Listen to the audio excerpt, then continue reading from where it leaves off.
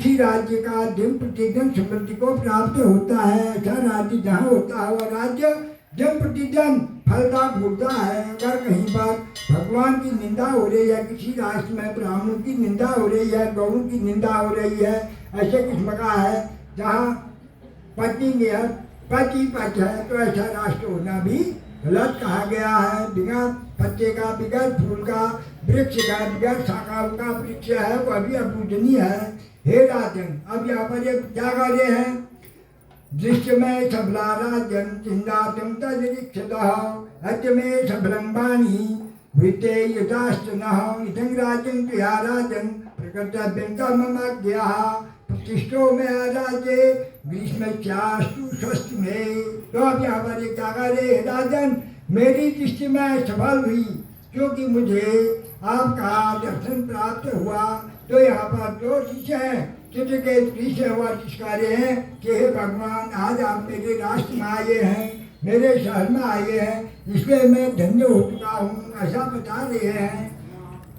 आपके दर्शन करने से आज मेरा राष्ट्र, मेरा शहर धन्य हो गया। मैं आपका शासक पद के पुनः आपको मैं प्रतिष्ठित कर देता हूँ। तो ऋषि महाराज से वह राजा कह रहे हैं चुटके की, हे अगस्त्य मुनि, आप आगे हैं, मैं अपने राष्ट्र का, अपने देश का आपको ही शासक बना करके मैं गद्दी से नीचे बैठूंगा। आप मेरी गद्दी जो है, आप मेरी गद्दी में विराजमान होंगे, प्रतिष्ठित होंगे। ऐसा का इस तरह से मुनि को आदर दे रहे हैं चित्रकेत जो राजा है। मैं अब आज से आपकी सेवा करूंगा, आज मेरा कल्याण हो गया, इस तरह से वह कार्य है। अब क्या कर रहे हैं? अपन नारायण भगवान विष्णु भी कुछ आगे को कह रहे हैं, श्री नारायण वाचा इत्युक्ता गन्तु कामन्तः गमन गत्यं च मुनिपुंगवः न नामं पर्याभक्त्या मैथा सा प्रतिष्ठिता पतिव्रता। अगस्त्य वाचा, भगवान क्या कर रहे हैं? यहाँ पर नारायण ने क्या कहा है? श्री नारायण बोले कि इस प्रकार कहकर जाने की इच्छा करने वाले मुनि श्रेष्ठ महर्षि अगस्त्य जी को राजा चित्रबाहु की पतिव्रता पटरानी ने अत्यंत भक्ति भाव के साथ प्रणाम किया। पहले तो राजा ही राजा थे, तो उनकी जो पटरानी थी, पतिव्रता नारी थी, तो उसे भी पता चला कि आज हमारे राज्य में महाराज अगस्त्य मुनि पहुंचे हुए हैं, तो इसलिए मैं वहां जाकर के मैं भी प्रणाम करूं। राजा तो उसको अपना, उस अगस्त्य मुनि को अपनी राजधानी के मालिक बनाना चाह रहे और गद्दी में बैठाना चाह रहे हैं, ऐसा कार्य अगस्त्य मुनि ने कहा। अगस्त्य मुनि क्या कहते हैं? अगस्त्य वाचा अवैतव्यं तदा मे गन्तु शुभे परिता भवौ ते सन्तुष्टा सदा भक्ति श्री गोपी जनक वल्लभे यथं मासी दर्शनान्तं च भूयाप्ताहं नहि पतिः बद्धाजलि पुटो भूता विन्याकं च सिकन्दरौ चित्रौ बाहुबातव्य चित्रबाहु लगा। तो अब अगस्त्य मुनि क्या कर रहे हैं राजा से? तब राजा ये बात उनकी चित्रबाहु राजा की जो पटरानी थी, तो वह भी पतिव्रता नारी थी, सुलक्षणा नारी थी, तो उसने ब्याह करके अगस्त्य मुनि के चरणों में प्रणाम किया, दंडवत किया। तो अगस्त्य मुनि उसको प्रणाम करते हुए देखा के कहने लगे, हे कल्याणी, आपका सुहाग सदा के लिए अटल रहे, बना रहेगा। अगस्त्य मुनि तो उस चित्रबाहु राजा की पटरानी को अखंड सुख सौभाग्य का प्रदान दे रहे हैं। श्रद्धा भक्ति से साथ पद की सेवा तुम हमेशा करती रहोगी। जैसी भक्ति है, जैसे भाव तुम्हारे हैं, तो इसी भाव से तुम हमेशा अपने पद की सेवा करती रहोगी। गोप किशोरियों के प्रियतम श्री कृष्ण जी के प्रति सदात्मा दृढ़ भक्ति बना रहे, जो भगवान कृष्ण ग्वाल बालों के सखा हैं, गोपियों के सखा हैं, बालों के सखा हैं, उनके प्रति भी तुम्हारी महान श्रद्धा भक्ति बनी रहेगी। तुम कृष्ण भक्त हमेशा के लिए वैष्णव भक्त बनी रहोगी। इस तरह से कह रहे हैं अगस्त्य मुनि ने, जो है चित्रबाहु की रानी पटरानी जो थी, उसे इस प्रकार आशीर्वाद दिया।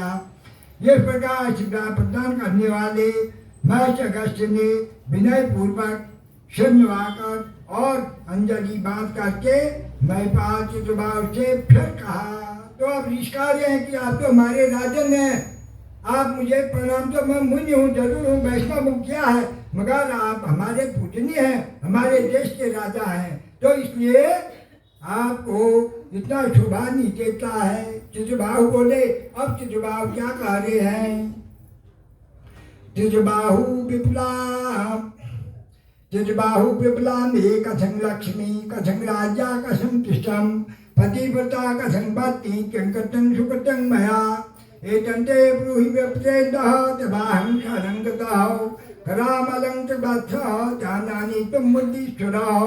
तो अब चित्रबाहु ने क्या कहा? चित्रबाहु बोले, हे महर्षि, यह विपुल लक्ष्मी मुझे कैसे प्राप्त हुई है, मुझे तो पता नहीं है। अब ये चित्रबाहु राजा जो हैं तो वह पूछ रहे हैं कि हे महाराज, ये लक्ष्मी अपार संपत्ति इतना राजपाट मुझे कहाँ से कैसे प्राप्त हो गया है? मैंने तो अपने जीवन में कभी कोई ऐसा न दान किया, न पुण्य किया, न तप किया, न तीर्थ किया, न धर्म किया है। तो मुझे यह असंभव होता है कि मेरे पास इतना विपुल लक्ष्मी वैभव ऐसा राज्य मुझे कैसे प्राप्त हो गया और मैं राजा कैसे बन गया करके महर्षि अगस्त्य जी से चित्रबाहु जो राजा हैं वह प्रश्न करके पूछते हैं, मुझे यह पतिव्रता ऐसी पत्नी कैसे मिली? मैंने तो कभी ऐसा किया ही नहीं है और मैंने कौन सा ऐसा पुण्य किया है? मैंने कभी कोई ऐसा पुण्य किया है? हे देवर्षि, हे देव, इन सभी प्रश्नों का मुझे सही सही करके उत्तर दें। मैं और आपकी शरण में आ गया हूँ मुनिवर। कटल में स्थित आंवला फल के समान सब कुछ भूत भविष्य वर्तमान के आप ज्ञाता हैं। जैसे आंवला का फल होता है तो उसी तरह से आप पूरे भूत भविष्य आंवला फल नाना प्रकार के बीमारियों की औषधि भी बताया गया है। तो आप ऐसी मेरी एक बीमारी, तो मेरे को बीमारी लग गई है। क्या बीमारी लग गई है चित्रबाहु राजा को? वो कह रहा है कि मैंने अपने जीवन पर्यंत आज तक कभी कोई ऐसा दान नहीं किया, पुण्य नहीं किया, जब नहीं किया, तब नहीं किया, कभी किसी की मैंने सेवा नहीं की। तो मुझे सुंदर पतिव्रता सुलक्षणा नारी कैसे मिल गई और इतना बड़ा जो मेरा ये राज्य है, ये राज्य मुझे कैसे प्राप्त हो गया है? इसके बारे में मैं बड़ा विस्मित हूँ। हे देवर्षि, हे देव, हे मुनि, आप मुझे सब बताइए। हे मुनि, करतल में स्थित आप मुझे सब बताने वाले हैं, बताइए। नारायण बोले, अब नारायण यहाँ पर भगवान विष्णु भी कहते हैं रहते हैं जगह जगह पर। ये क्या कह रहे हैं? बहुबाद में बात 32 बात। हाँ, यहाँ पर नारायण क्या कह रहे हैं? इच्छा में तितो राजा बहिनो मन पुंगवाहो समाहितं तमा भूत्वा जगादं नृपसत्तरम। तो नारायण बोले, क्या कह रहे हैं नारायण? नारायण ने कहा कि है अगस्त्य मुनि, आप जो इस राजा बाहु जो राजा को ये संशय है, जो आप इसके संशय को मिटा दीजिए। क्यों, किस कारण से इसको ये संशय पैदा हो गया, आप मिटाने का क्या? अगस्त्य अगस्त्य मुनि क्या कह रहे हैं?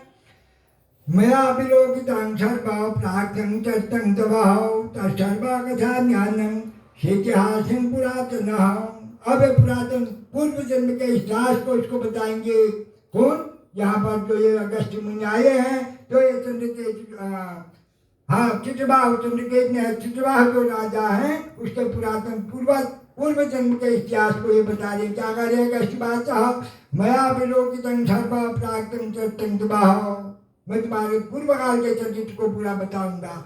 तत्सर्वा कथा ज्ञानं शेषं हासं पुनः कथम चमत्कार पुरे रंबे मणिग्रीवा विधान नृपः तम भूता शूद्रं जातियो वेन जीवेतं हरं परः नास्तिकोऽयं दुष्टचरितं तः परदातं कथ्यतं कतः कतो दुराभासी तब शिष्यं च विचर्यते या चेतं भवतो भार्या पूर्वजन्मः सुंदरी कर्मण्यां मनसा वाचा पति सेवा परायणः पतिव्रता महाभागो धर्मनिष्ठा मनस्विनी भावं न कुरुते तुष्ट तपोबली कदाश्चन जाति भिक्ता जाति भित्वं परित्यक्तो बन्धुभिः पाप कर्मणः राज्ञा क्रुद्धो मे सर्वगृहीतं धर्मोत्तमः ततो विस्तरं तदा कश्चितं गृहीतं जाति महत्वः।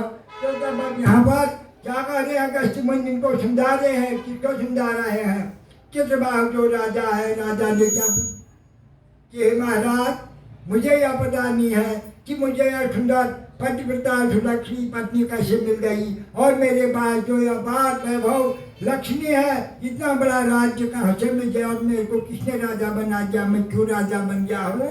मुझे इसमें बड़ा विस्मय हो रहा है, शंका है, आप मुझे इसका बता दें। आप तो ज्ञानी हैं, सर्वज्ञ हैं, मुनि हैं। जिस तरह से अगस्त्य मुनि से कार्य है, तो अगस्त्य मुनि ने क्या कहा है, अब यहाँ पर अगस्त्य मुनि का कह रहे हैं, क्या कहते हैं अगस्त्य मुनि ने कहा है, हे महाराज, मैंने आपके पूर्व जन्म का समस्त वृत्तांत देख लिया है कि तुम इससे पूर्व जन्म में क्या थे, और इस समय जन्म में जो तुम चित्रवाह नाम के राजा से जाने जा रहे हो, तो इसमें क्यों ऐसे जान जा, तुम्हारे पूर्व जन्म का मैंने पूरा वृत्तांत अपने मन में देख लिया है। कार्य उस प्राचीन व्याख्यान के इतिहास का वर्णन में तुम्हें कर रहा हूँ, जो प्राचीन पूर्व जन्म का तुम्हारा इतिहास रहा है उसको मैं तुम्हें सुनाता हूँ। रमणीय चमत्कारपुर नगर में आप मणिगिरी नाम के एक से उत्पन्न हुए थे। इससे पूर्व जो था एक रमणी चमत्कारपुर नाम का एक नगर था, उस नगर में तुम मणिगिरी नाम से उत्पन्न थे। तुम्हारा नाम महाचित्रभाव नहीं था, मणिगिरी था। आप शूद्र जात में पैदा हुए थे, शूद्र थे उस समय, ब्राह्मण या ये क्षत्रिय थे, और जीवों की हिंसा करते रहते थे।